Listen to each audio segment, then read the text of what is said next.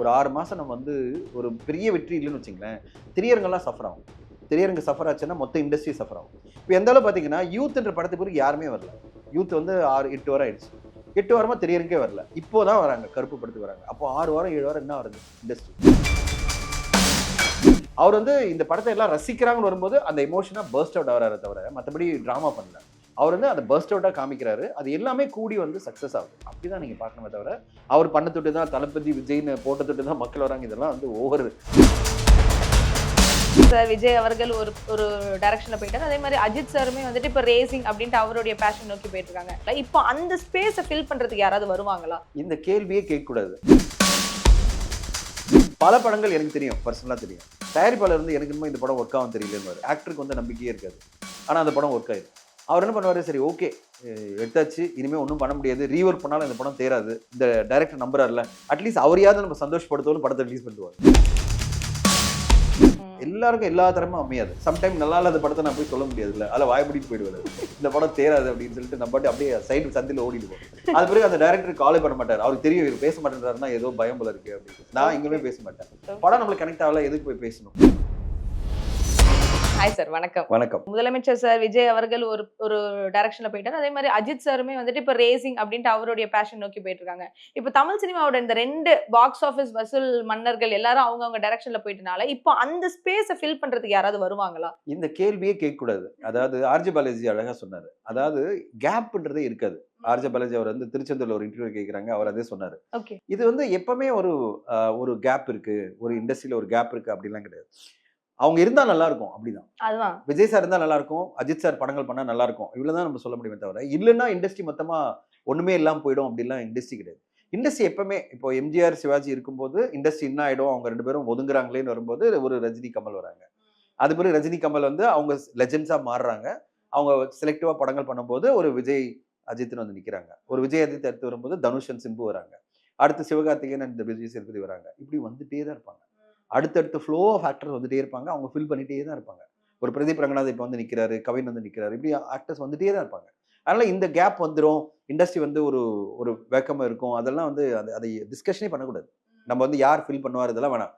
அடுத்தடுத்து வெற்றிகள் கொடுக்கும்போது அந்த பொசிஷனை வந்து ஒருத்தர் ஃபில் பண்ணுவார். கதை நல்லா இருந்தா கதை நல்லா இருந்து வெற்றிகள் வரும்போது அடுத்து ஒருத்தர் ஃபில் பண்ணுவார். இப்போ கேப் இருக்கும்போது ஃபில் பண்றாங்களா இல்லையா? ஒரு விஷயம் சொல்றேன். ஒரு 5 வருட காலம் வந்து ரஜினி சார் படம் பண்ணல நடுவில். அங்கே வந்து ஆட்டோமேட்டிக்காக விஜய் சார் வந்து இருக்காரு. ஏன்னா அவர் பண்ணல. அவர் வந்து ஒரு படம் பண்ணுறாரு, படையப்பா பிறகு வந்து பாபா படம் பண்ணுறாரு, ஒரு சின்ன கேப் எடுக்கிறாரு. அந்த கேப்பில் விஜய் சார் தொடர்ந்து வெற்றிகள் கொடுக்குறாரு. கில்லி கொடுக்குறாரு, திருமலை கொடுக்குறாரு. ஆட்டோமேட்டிக்காக எங்கே போய் நிற்கிறாரு? ரஜினி சார் படம் பண்ணல. அப்போ இவர் வந்து ஆட்டோமேட்டிக்காக அந்த பொசிஷன் போய் நிற்கிறாரு. அதாவது இவர் பொசிஷன் ஆக்குபை எல்லாம் பண்ணல. ஆனால் அது பிறகு ரஜினி சார் திருப்பி வந்து சந்திரமுகின்னு ஒரு படத்தை 2005 கொடுத்து மாபெரும் வெற்றி படத்தை கொடுத்து திருப்பி அப்படியே நிற்கிறாரு. அடுத்து சிவாஜி கொடுக்குறாரு, அடுத்து வந்து எந்திரன் கொடுக்குறாரு. அவர் அப்படியே உச்சத்திலே நிற்கிறார். ஆனால் விஜய் சார் தொடர்ந்து அதே பொசிஷனில் நிற்கிறார். அப்போ சினிமா என்பது பார்த்தீங்கன்னா அதனுடைய கேப்பை அதுவே ஃபில் பண்ணிக்கும். அதனால யாருமே யார் பொசிஷனை வந்து ஃபில் பண்ண மாட்டாங்க. அது பாட்டுக்கு நடந்துகிட்டே இருக்கும். அடுத்தடுத்த கட்டம் நடிகர்கள் வந்து தொடர்ந்து வெற்றிகள் கொடுக்கணும். ஒரு வெற்றி கொடுத்தா பத்தாது. தொடர்ந்து வெற்றிகள் கொடுக்கும்போது ஆட்டோமேட்டிக்காக அவங்க வந்து அந்த பொசிஷனில் வந்து உட்காந்துருவாங்க. இது யாரும் நம்ம வந்து அவங்களுக்கு நம்ம பட்டா போட்டெல்லாம் கொடுக்கல. அந்த படங்களோட வெற்றி அவங்களுக்கு பட்டா போட்டு கொடுக்கும். ஒரு 5-6 படங்கள் வெற்றி கொடுக்கும்போது கண்டிப்பா அந்த பொசிஷன்ல உட்காருவாங்க. அந்த பொசிஷன் வந்துட்டு டெம்பரரி தான். அப்பப்ப யாராவது வந்துட்டு உட்கார்ந்து டெம்பரரி இல்ல. அவங்களுடைய உழைப்பு, அவங்களுடைய அதாவது எந்த அளவு படங்கள் பண்ணாங்க, எந்த அளவு படங்களை சூஸ் பண்ணி பண்ணாங்க, அதுக்காக என்ன எஃபர்ட் போட்டாங்க, இதெல்லாம் தான் இருக்கு. அவங்க கண்டிப்பா அந்த பொசிஷன்ல வந்து உட்காருவாங்க. இன்னொரு நடிகர் வந்து உட்காருவாரு. அந்த நடிகர் வந்து அந்த பொசிஷன் ஆக்குபை பண்ணி போயிட்டே இருப்பாரு. இப்போ திடீர்னு பாத்தீங்கன்னா பிரதீப் ரங்கநாத் எங்கிருந்து வந்தாரு, திடீர்னு இவ்வளவு பெரிய வெற்றிகள்லாம் கொடுக்குறாரு. அதனால சினிமா என்பது பாத்தீங்கன்னா அதனுடைய கேப்பை அதுவே ஃபில் பண்ணிட்டே இருக்கும். தொடர்ந்து வெற்றிகளை கொடுக்குற ஒரு நடிகர் வருவாரு, அவர் அந்த பொசிஷன்ல போய் உட்காருவாரு, இவர் பொசிஷன்ல இன்னொருத்தர் வந்து உட்காருவாரு. அதனால வந்து இது வந்து ஒரு மூவிங் டார்கெட் தான், ஃபிக்ஸ்ட் எல்லாம் கிடையாது. அதெல்லாம் கிடையாது. அவங்கவுங்க நோக்கி பாதையை நோக்கி போயிட்டே இருப்பாங்க. அதனால இவர் வந்து அதை ஃபில் பண்ணுவாரா, அவர் ஃபில் பண்ணுவாருன்ற கேள்வியே கேட்கக்கூடாது. சார் அடுத்தடுத்து யாரெல்லாம் வருவாங்க அப்படின்னு நம்ம சொல்லலாம். அடுத்தடுத்து நிறைய பேர் இருக்காங்க. அப்புறம் ரெண்டாவது அஜித் சார் இன்னும் தான் இருக்காரு. அவர் நடுவில் வந்து ரேசிங் போயிருக்காரு தவிர அவர் வந்து சினிமா விட்டு போல. அதனால அவர் திருப்பி வந்தாருன்னா அவர் பொசிஷன் அங்கே தான் இருக்கும். அதை ஞாபகம் வச்சுங்க. இப்போ தொடர்ந்து 2 படம் பண்ண போறாருன்னு ஒரு செய்தி வந்துட்டு இருக்கு. ஓகே, இப்போ அந்த 2 படம் உண்மையா இருந்ததுன்னா அவர் பொசிஷன் அப்படி தானே இருக்கும். சார் அதெல்லாம் நம்ம ஒரே பண்ணுவாங்க. அவர் கண்டிப்பா வந்து அவங்கவுங்க பொசிஷன்ல அவங்க அப்படியே இருப்பாங்க. கண்டிப்பா சார். இப்போ வந்துட்டு படங்கள் பாத்தீங்கன்னா 2026ல இப்போ நான் ஃபர்ஸ்ட் கேட்ட மாதிரி 6 மாசம் ஆயிருக்கு நமக்கு இந்த வெற்றி கிடைக்கிறதுக்கு. நடுவில் நிறைய படங்கள் வந்துச்சு. பட் அது அந்த அளவுக்கு ஓகே நல்லா வசூல் செஞ்சாங்க. பட் நம்பர்ஸ் வைஸ் அது அப்படி செய்யல. சோ இது வந்துட்டு இப்போ ப்ரொடியூசரா இல்ல டிஸ்ட்ரிபியூட்டர்ஸா அவங்களுக்கு இது எந்த அளவுக்கு லாபகரமா இல்ல இருக்கும்னு நினைக்கிறீங்க? லாபகரமான்றத விட நம்மளுக்கு இண்டஸ்ட்ரிக்கு தேவை வந்து கேலப்பிங்கான வெற்றிகள் தேவைப்படுது. ஒரு 6 மாசம் நம்ம வந்து ஒரு பெரிய வெற்றி இல்லைன்னு வச்சுங்களேன், திரையரங்கெல்லாம் சஃபர் ஆகும். திரையரங்கு சஃபர் ஆச்சுன்னா மொத்த இண்டஸ்ட்ரி சஃபர் ஆகும். ஏன்னா திரையரங்குல வந்து மக்கள் கூட்டம் வந்தா தான் ஒரு மக்கள் பார்க்குற ஒரு மூமெண்டம் இருக்கும். எல்லா சின்ன படங்களுக்கும் மக்கள் வந்து பார்ப்பாங்க. பெரிய படங்களுக்கு வரலன்னு வச்சுங்களேன், பெரிய படம் எந்த படம் வெற்றி அடையலன்னா, சின்ன படத்துக்கு ரேரா தான் வந்து நிப்பாங்க. ஒரு நல்ல படம் பிரமாதமா இருக்குன்னு தான் வந்து நிப்பாங்க. இப்ப எந்த அளவு பார்த்தீங்கன்னா, யூத்ன்ற படத்துக்கு பிறகு யாருமே வரல. யூத் வந்து 6, 8 வாரம் ஆயிடுச்சு. 8 வாரமா திரையரங்கே வரல. இப்போ தான் வராங்க. கருப்பு படத்துக்கு வராங்க. அப்போ 6 வாரம், 7 வாரம் என்ன வருது இண்டஸ்ட்ரி? ஃபுல்லா திரையரங்குல காலி, வெளியான படங்கள் எதுவுமே ஓடல அப்படின்னும்போது இண்டஸ்ட்ரி மொத்தமா அஃபெக்ட் ஆகுது. ஸோ நம்மளுக்கு வாரம் படம் வந்துட்டே இருக்கணும். அட்லீஸ்ட் ஒன்ஸ் இன் 2 வீக்ஸ் ஒரு படம் பெரிய வெற்றி அடையணும். 26 படங்கள் மிகப்பெரிய வெற்றி அடையும் போது இண்டஸ்ட்ரி நல்லா இருக்கும். அதாவது 52 வாரத்துல 26 வாரமாவது மிகப்பெரிய வெற்றிகள் தேவைப்படுது. சாதாரண வெற்றிகள் கிடையாது. இப்போ 6 படம் தான் இந்த 5 மாசத்துல வந்திருக்கு. 6 படம் தான் வெற்றி அடைஞ்சிருக்கு. அப்போ எத்தனை படம் வந்திருக்கணும் நம்மளுக்கு? இப்போ 5 மாதங்கள்ல பார்த்தீங்கன்னா, மினிமம் 10 படமாவது வெற்றி அடைஞ்சிருக்கணும். கரெக்ட்டுங்களா? ஆனா 6 படம் தான் வெற்றின்னு வச்சுங்க. அப்போ உங்களுக்கு வந்து 4 படம் வெற்றி அடையலைல்ல. இதுதான் பிரச்சனை. அப்போ கேப் அதிகமாகுது. நம்பர் ஆஃப் வீக்ஸ் வந்து எம்ப்டி ஆகுது. திரையரங்குல ஆளே இல்ல. அப்படி வரும்போது திரையரங்கு பாதிக்கப்படுது. திரையரங்கு பாதிக்கப்பட்டா சின்ன படங்கள்லாம் யாரும் உள்ள வரமாட்டாங்க. ஏன்னா அவங்க மைண்ட் செட் எப்படி ஆயிடும்னா, எதுவுமே சரியில்ல திரையரங்கு எதுக்கு தியேட்டர் போணும்? வீட்லயே பார்த்துக்கலாம். அப்படின்ற மைண்ட் செட் ஆயிடும். அது தொடர்ந்து இருக்கக்கூடாதுன்றது தான் நம்ம எல்லாருமே எதிர்பார்க்கிறது. வாரம் படங்கள் வெற்றி அடைஞ்சுட்டே இருக்கணும். திரையரங்குல வாரம் ஏதாவது ஒரு மொமெண்டம் இருந்துட்டே இருக்கணும். படங்களுக்கு வெற்றி வந்துட்டே இருக்கணும். வெயிட் பண்ணி பார்க்கலாம். இனிமே இப்ப வந்து பிளாஸ்ட் வருது இந்த 28. 2 வாரம் கருப்பு வந்து 2 வாரம் கழிச்சு பிளாஸ்ட் நல்ல எதிர்பார்ப்புல இருக்கு. 5ஆம் தேதி பார்த்தீங்கன்னா, நம்மளுக்கு வந்து பரிமளான் கோன்ற படத்துக்கு நல்ல எதிர்பார்ப்பு இருக்கு. அடுத்தடுத்த வாரங்கள்ல நெறைய படங்கள் வரப்போகுது. ஜூன் மாசம், ஜூலை மாசம்னா நல்ல படங்கள்லாம் லிஸ்ட் அப் பண்ணியிருக்காங்க. அடுத்து சொல்லவே வேணாம் ஜெயிலர் 2 வரப்போகுது. ஸோ செப்டம்பர் அப்படின்றாங்க. இப்படி நெறைய படங்கள் வரும்போது இந்த இண்டஸ்ட்ரி இன்னும் அதனுடைய கேலப்பிங்கா வந்துரும்னு தான் எதிர்பார்த்துட்டு இருக்கோம். ஓகே. சரி. நிச்சயமா. அகைன் சூப்பர் ஸ்டார் அவருடைய நெக்ஸ்ட் படம் வந்துட்டு இப்போ டான் திரைப்படத்தோட டைரக்டர் வந்து இப்போ இணைஞ்சிருக்காங்கன்னாங்க. இப்போ அதோட அப்டேட் என்ன சார்? இப்ப தெரியல. அது வந்து எல்லாருமே அஃபிஷியலா சொல்லாதபோது இந்த ஒரு என்ன சொல்றது? ஒரு நம்ம எல்லாருமே அனுமானத்துல பேசுறது ரொம்ப தப்பா இருக்கும். அது வந்து ராஜ்கமல் ஃபிலிம் சொன்னா தான் நமக்கு தெரியும். யார் டைரக்டர் அப்படின்றத அவங்க இன்னும் சொல்லல. ஆளாளுக்கு ஒரு யூகத்தின் அடிப்படையில சொல்லிட்டு இருக்காங்க. எனக்கு அதில தெரியல. நம்ம கேட்கும்போது அது அவர் தான் பண்ணிட்டு இருக்காரு அப்படின்றாங்க. இப்போ இல்ல அவர் வந்து சிவகார்த்திகேயன் பண்ண போறாரு அப்படின்றாங்க. இல்ல இவரு அஸ்வத் மாரிமுத்து பண்ண போறான்றாங்கன்னா, பட் நம்மளுக்கு எதுவுமே தெரியல. அஃபிஷியலா வரட்டும். நம்ம பேசுவோம். அஃபிஷியலா வரும்போது நம்ம விஷ் பண்ணுவோம். இப்போதைக்கு எதுவுமே அஃபிஷியலா செய்தி இல்ல. அவங்க வந்து அப்படியே தான் போயிட்டு இருக்கு. சைலன்ட்டா இருக்காங்க. வெயிட் பண்ணுவோம். நம்ம அஃபிஷியல் கன்ஃபர்மேஷனுக்காக வெயிட் பண்ணுவோம். ஓகே. சரி இப்ப அதே போல இந்த 6 மாசத்துல வந்துட்டு வெற்றிப்பான திரைப்படம்னா 6 தான். பட் ஆனா நெறைய சின்ன படங்கள்லாம் வந்ததும் தெரியல, போனதும் தெரியல. சோ இது வந்துட்டு நல்ல ப்ரமோஷன் பண்ணாத ஒரு காரணமா? இல்ல மக்களுக்கு தியேட்டருக்கு வரதுக்கு இஷ்டம் இல்லையா? இது என்ன அப்படி எந்த என்ன இடத்துல இங்க ப்ரமோஷன் தப்பாகுது? அப்படின்றத தாண்டி என்னன்னா, கன்டென்ட் நம்ம பெரிய கனெக்ட் ஆகல. கன்டென்ட் கனெக்ட் ஆயிடுச்சுன்னா மக்கள் வந்துருவாங்க. மக்களுக்கு வந்து கன்டென்ட் பிரேக் த்ரூ கன்டென்ட்டா இருக்கணும். நீங்க திரையரங்கு வரணும்னு வச்சுங்களேன், அவங்க வந்து ஒரு எஃபோர்ட் போட்டு ஒரு திரையரங்கு வரணும் அப்படின்னா, நீங்க கன்டென்ட் பிரேக் த்ரூ கன்டென்ட் குடுத்தாகணும். பிரேக் த்ரூ அப்படின்னா பிரமாதமான கன்டென்ட் நான் சொல்லல. அட்லீஸ்ட் இன்ட்ரஸ்டிங்கான கன்டென்ட். நம்போ அவுட்ஸ்டாண்டிங் கன்டென்ட்லாம் குடுக்க முடியாது. எல்லா படமும் அவுட்ஸ்டாண்டிங்கா வந்துருமான்னு கேட்டீங்கன்னா, அப்படிலாம் கிடையாது. ஒரு படமும் ஓகே நல்லா இருக்கு அப்படின்னு தான் சொல்லுவாங்க தவிர, அவுட்ஸ்டாண்டிங்கான கன்டென்ட் ரேரா ஒண்ணு வரும்.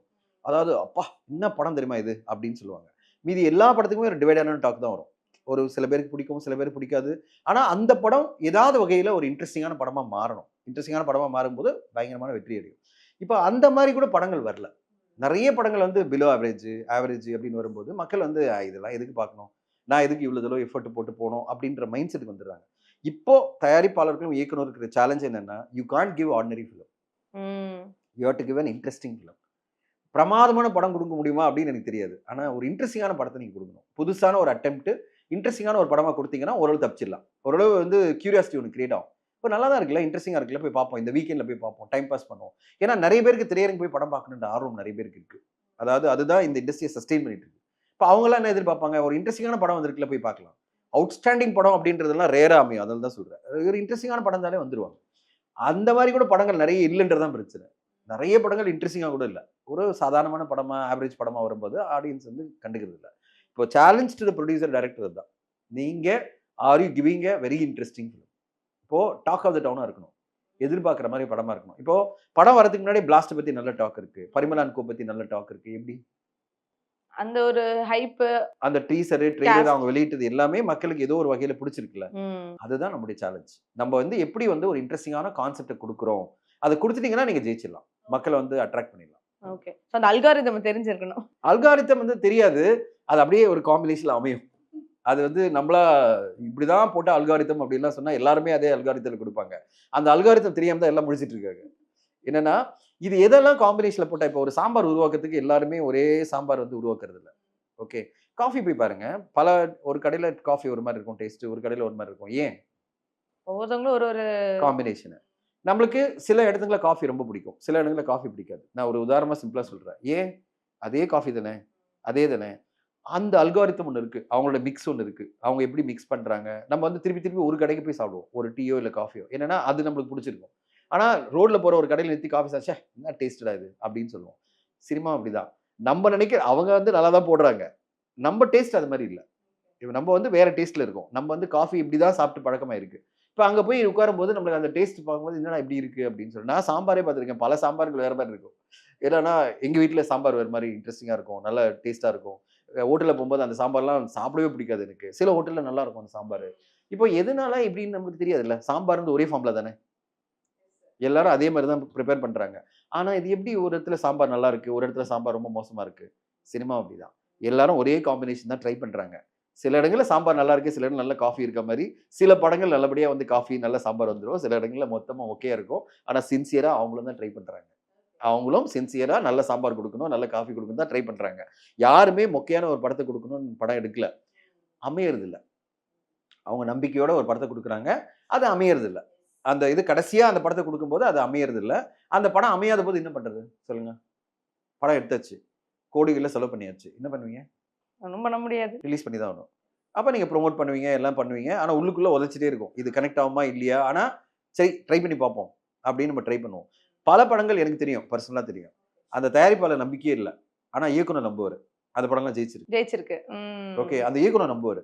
தயாரிப்பாளர் வந்து எனக்கு என்னமோ இந்த படம் ஒர்க் ஆகும் தெரியலன்னுவாரு. பல படங்கள் நான் பெர்சனலா இன்வால்வ் ஆயிருக்கேன். ஆக்டருக்கு வந்து நம்பிக்கையே இருக்காது. ஆனா அந்த படம் ஒர்க் ஆயிருக்கும். ஸோ சினிமா அதான். அவர் என்ன பண்ணுவாரு, சரி ஓகே எடுத்தாச்சு. இனிமே ஒண்ணும் பண்ண முடியாது. ரீவொர்க் பண்ணாலும் இந்த படம் தேறாது. சரி இதுதான் படமா? இந்த டைரக்டர் நம்புறார்ல. அட்லீஸ்ட் அவரையாவது நம்ம சந்தோஷப்படுத்தணும்னு படத்த ரிலீஸ் பண்ணிடுவாங்க. ஒரு படம் அது எந்த மாரி சார்? அது பிரேக் ஆயிருக்கு. அதெல்லாம் வேணாம். படம் பேர் சொன்னோம்னா அடி வாங்குவோம் நம்ம. அந்த வேலையெல்லாம் நமக்கு வேணாம். ஓகே. படம் நம்மளுக்கு உதாரணம்லாம் நம்மளுக்கு தெரியும். ஓகே. ஓகே. நெறைய உதாரணம் தெரியும். ஓகே. அதனால நான் சொல்றேன் வந்து நான் பெர்சனலா பார்த்திருக்கேன், இன்வால்வ் ஆயிருக்கேன். அந்த டைரக்டர் என்கிட்ட புலம்பியிருக்காரு. அந்த ஆக்டர் என்கிட்ட புலம்பியிருக்காரு. அந்த டைரக்டர் என்கிட்ட சொல்லுவாரு, "சார் யாருமே நம்பல சார் என் படத்த. நான் மட்டும் தான் சார் நம்புனேன்." அப்புறம் நான் பார்த்துட்டு சொன்னேன், "இந்த படம் வெற்றி அடையும்" அப்படின்னு சொன்னேன். அப்போ அவர் சொன்னாரு, "நீங்க தான் ஃபர்ஸ்ட் சொன்னீங்க எனக்கு" அப்படின்னாரு. ஸோ இந்த மாரி நெறைய நடந்திருக்கு. எனக்கு ஒரு உதாரணம் சொல்றேன். என்னுடைய படத்துலனா சொல்லலாம். இறுதிச் சுற்றுன்னு ஒரு படம் நாங்க பண்ணோம். இறுதிச் சுற்று படம் பண்ணும்போது, அதான் என்னுடைய கடைசி படம் கார்ப்பரேட் கரியர்ல. நான் படம் பண்ணும்போது, அந்த படத்த வந்து எல்லாரும் அவங்கவங்களுக்கு ஒரு டவுட் இருக்கு. இது ஒர்க் ஆகுமா? ஒர்க் ஆகாதா? அப்படின்னு சொல்லி. அதுல 2, 3 முக்கியமான புரொடியூசர்ஸ் இன்வால்வ்டு. அவங்களுக்கு இந்த படம் டவுட் வருது. இந்த படம் ஒர்க் ஆகுமான்னு தெரியல. அப்படின்னு சொல்றாங்க டைரக்டர் கிட்ட. நான் வந்து என்ன கூப்பிட்டாங்க. அப்ப வந்து நீங்க படம் பாருங்க அப்படின்னு சொன்னாங்க டைரக்டர். நான் படம் பார்த்த உடனே சொன்னேன், இந்த படம் பிளாக் பஸ்டர் அப்படின்னு சொன்னேன். எனக்கு அந்த படத்தினுடைய எமோஷன் ரொம்ப புடிச்சிருந்தது. அந்த கூஸ் பம்பா பல மொமெண்ட் இருந்தது. நான் படம் ஒர்க் ஆகும்னு சொன்னேன். இப்ப அது என்னுடைய கணிப்பு. நான் காட் கிடையாது. என்னுடைய கணிப்பில் நான் சொன்னேன். அப்ப டைரக்டர் சொன்னாங்க, "நீங்க மட்டும் தான் சார் நம்புறீங்க. யாருமே நம்பல" அப்படின்னாங்க. இப்ப நான் வந்து என்னுடைய எம்டி கிட்ட நான் சொன்னேன். டிஸ்னி டிவில, "சார் இந்த படம் செம்மையா ஒர்க் ஆகும் நம்புறேன்" அப்படின்னாரு. "யோ எல்லாருமே ஆவரேஜ் இருக்கு சொல்றாங்க. நீ என்ன எப்படி நம்புற?" அப்படின்னாங்க. நான் சொன்னேன், "சார் இந்த படத்துக்கு ப்ரமோஷனுக்கு ஒரு 3.5 crore நம்ம செலவு பண்ணி பில்ட் பண்ணோம்." ஏன்னா அப்ப வந்து மாதவன் அவர்களுக்கு ஒரு கேப் இருந்தது. தமிழ்ல வந்து ஒரு கேப் இருந்தது. அவங்களுக்கும் படம் வெற்றி அடையல. யாருக்கு? சுதா கொங்கராவுக்கு ப்ரீவியஸ் படம்லாம் ஒர்க் ஆகல. அப்போ நான் வந்து பிரமாதமா மார்க்கெட்டிங் பண்ணி இந்த படத்த வந்து நான் கொண்டு வந்தா இந்த படம் வெற்றி அடையும் அப்படின்னு சொன்னேன். "உனக்கு அவ்வளவு நம்பிக்கை இருக்கான்னாரு." அவரு படம் பார்த்துட்டு ஹிந்தியில பார்த்தாரு. அவருக்கு அவ்வளவு பெருசா கனெக்ட் ஆகல. ஏன்னா மாதவன் படம் தான் ஹிந்தியில இது வச்சு. இப்ப நான் சொல்றேன், "இல்ல சார் எனக்கு நம்பிக்கை இருக்கு இந்த படம் ஒர்க் ஆகும்" அப்படின்னு சொல்லிட்டு. அப்ப நான் அவரு 3.5 crore சாங்ஷன் பண்றாரு. அந்த படத்துக்கு 3.5 crore வந்து பெரிய அமௌண்ட் ஃபார் ப்ரமோஷன் ரிலீஸ்க்கு. நீ வந்து ஓகே ஆல் ஓவர் சவுத்ல வந்து ப்ரமோட் பண்ணுன்றாரு. நான் வந்து இறங்கி அடிச்சு அந்த ப்ரமோட் பண்றோம். அந்த படம் பிரமாதமான ஒரு வெற்றி படம். அது என் கரியர்ல ஒன் ஆஃப் த பெஸ்ட் படமா மாறுச்சு. அப்போ எனக்கு சுதா வந்து என்கிட்ட சொன்னாங்க, எல்லா இடத்துலயும் சொல்லுவாங்க. ஓகே. "நீங்க நம்புனீங்க ஃபர்ஸ்ட்டு. யாருமே என்ன நம்பல. இந்த படத்த யாருமே நம்பல" அப்படின்னாங்க. யாருமே நம்பலன்னா, அதாவது இது ஒர்க் ஆகுமான்ற ஒரு நம்பிக்கை வந்து அவங்களுக்கு டவுட் வந்துருச்சு. இது வந்து ஒரு மாரி ஆர்டிஸ்டிக்கா போயிடுமா? ஏ சென்டர் மட்டும் தான் இந்த படத்த பார்ப்பாங்களா? அப்படின்ற ஒரு கேள்விலாம் வந்தது. அப்போ எனக்கு சுதா என்ன சொன்னாங்க, "நீங்க நம்புனீங்க இந்த படம். இல்லன்னா இவ்ளோ புரமோஷன் பண்ணியிருக்க மாட்டீங்க. இவ்ளோ செலவு பண்ணியிருக்க மாட்டீங்க. இந்த செலவெல்லாம் பண்ணத விட இந்த படம் இவ்ளோ பெரிய ரீச் வந்தது. இன்னைக்கு சக்சஸ் கிடைச்சதுன்னு சொல்லும்போது, நம்மளுக்கு ஒண்ணு தோணும். சம்டைம் நம்மளுக்கு ஒண்ணு தோணும். இந்த படம் ஒர்க் ஆகுதுன்னு சொல்லிட்டு. அது ரேரா நம்மளுக்கு வந்து ஒன்று தோண்டிடும், இந்த படம் கண்டிப்பாக கரெக்ட் ஆகிடும், நம்ம போகலாம் அப்படின்னு சொல்லிட்டு. அது மாதிரி நிறைய படங்களுக்கு நான் டைரக்டர் கூட முதல்லயே சொல்லியிருக்கேன், இந்த படம் ஒர்க் ஆகும் ஒர்க் ஆகாது அதெல்லாம் அது சொல்லிடுவேன். வெற்றி அடைஞ்சிருக்கு. அது வெற்றி அடைஞ்சிருக்கு, பிரமாதமா வெற்றி அடைஞ்சிருக்கு. அதனால அந்த டைரக்டர்லாம் என்கிட்ட பேசிட்டே இருப்பாங்க, என்கிட்ட கால் பண்ணி கேட்டே இருப்பாங்க, சார் ஓகே. நீங்க பாருங்க சார், நீங்க பாருங்க, நீங்க வாங்க இந்த விழாக்கு வாங்க, இதுல இருங்க. ஏன்னா நீங்க சொல்ற இது எனக்கு மோட்டிவேஷனா இருக்கும், நம்பிக்கை கொடுக்கும் எனக்கு. ஓகே. எனக்கு வந்து கண்டிப்பா இந்த படம் பிளாக் பஸ்டர் அப்படின்னு நீங்க சொல்லும் போது எனக்கு நம்பிக்கை வருதுன்னுவாங்க. அது எல்லாருக்கும் அமையாது, எல்லாருக்கும் எல்லா தரமும் அமையாது. சம்டைம் நல்லா இல்லாத படத்தை நான் போய் சொல்ல முடியாது இல்ல, அதில் வாய்ப்பிடிட்டு போயிடுவாரு, இந்த படம் தேராது அப்படின்னு சொல்லிட்டு நம்ம பாட்டு அப்படியே சைடு சந்தில ஓடிடுவோம். அது பிறகு அந்த டைரக்டர் காலே பண்ண மாட்டார், அவருக்கு தெரியும் இவர் பேச மாட்டேன்றாருன்னா ஏதோ பயம் போல இருக்கு அப்படின்னு. நான் எங்கேயுமே பேச மாட்டேன், படம் நம்மளுக்கு கனெக்ட் ஆகல எதுக்கு போய் பேசணும் அப்படின்னு சொல்லி போயிடுவேன். ஸோ சினிமா என்பது பார்த்தீங்கன்னா எப்பவுமே அதுவா அமையறது தான். நம்ம வந்து கேரண்டியா இதுதான் அப்படின்னு நம்ம சொல்ல முடியாது. அதனால அமையும், நிறைய படங்கள் அமையணும். இந்த வருஷம் அடுத்தடுத்து வர படங்களும் இதே மாதிரி அமைஞ்சு மிகப்பெரிய வெற்றி அடையணும்னு எதிர்பார்ப்போம். நிச்சயமா. இல்ல நான் ஏன் இந்த அல்காரிதம் கேள்வி கேட்டேன்னா, இப்போ கருப்பு திரைப்படத்துல வந்து ஸ்டார்ட்டிங்ல வந்துட்டு தேங்க்ஸ் சீஃப் மினிஸ்டர் விஜய் அப்படின்னு ஒண்ணு போட்டதா இருக்கட்டும். நடுவுல வந்துட்டு ஆர்ஜே பாலாஜி அவர்கள் ப்ரொமோஷன் பண்றதுக்கு ப்ரொமோஷனுக்காக இல்ல, அவருடைய ஃபீலிங்ஸ வெளிப்படுத்துற மாரி அவர் கொஞ்சம் அந்த கத்துனதா இருக்கட்டும். அதெல்லாம் மக்கள் எப்படி பார்க்க ஆரம்பிச்சிட்டாங்கன்னா, தலைவன் கரெக்ட்டா அல்காரிதம பிடிச்சு மக்கள்ட்ட எப்படி ப்ரமோட் பண்ணுமோ அப்படி பண்றாங்க அதெல்லாம் அப்படிங்கிற ஒரு ஒரு ஷோ பேச்சு பண்ண முடியும், ஒரு ஷோ பண்ண முடியும். கண்டென்ட் நல்லா இல்லாம நீங்க பண்ண முடியாது. கண்டென்ட் நல்லா இருந்தா தான் பண்ண முடியும். கருப்பு வந்து ஜென்யூனாவே நல்ல கண்டென்ட், எமோஷனலான ஒரு கண்டென்ட். மக்களுக்கு எப்பவுமே கடவுளுடைய விஷயங்கள்லாம் பிடிக்கும். கடவுளை நீங்க வந்து கரெக்டான முறையில் பிரசன்ட் பண்ணீங்கன்னா, எப்போ அரண்மனை 4லேருந்து அம்மன்லேருந்து மூக்குத்தி அம்மன்லேருந்து வரிசையா நான் வந்து அம்மன் படங்களை சொல்லிட்டு வரேன். பெரியபாளையத்து அம்மன், ராஜகாளி அம்மன் அப்படின்னு ஒரு பெரிய லிஸ்ட் இருக்கு. எஸ். அம்மன் தெய்வத்தை எடுத்துக்கிட்டாலும் சரி, இல்ல வந்து கருப்பசாமி எடுத்துக்கிட்டாலும் சரி, நீங்க பிரமாதமா நீங்க ஒரு படத்தை காமிச்சிட்டீங்கன்னா மக்கள் வந்து அப்படியே செலிப்ரேட் பண்ணுவாங்க. ஏன்னா நம்ம அடிப்படையில் எல்லாருமே தெய்வம் மேல நம்பிக்கை இருக்கிறாங்க. இங்க கொஞ்சம் பேர் நம்பிக்கை இல்லாம இருப்பாங்க.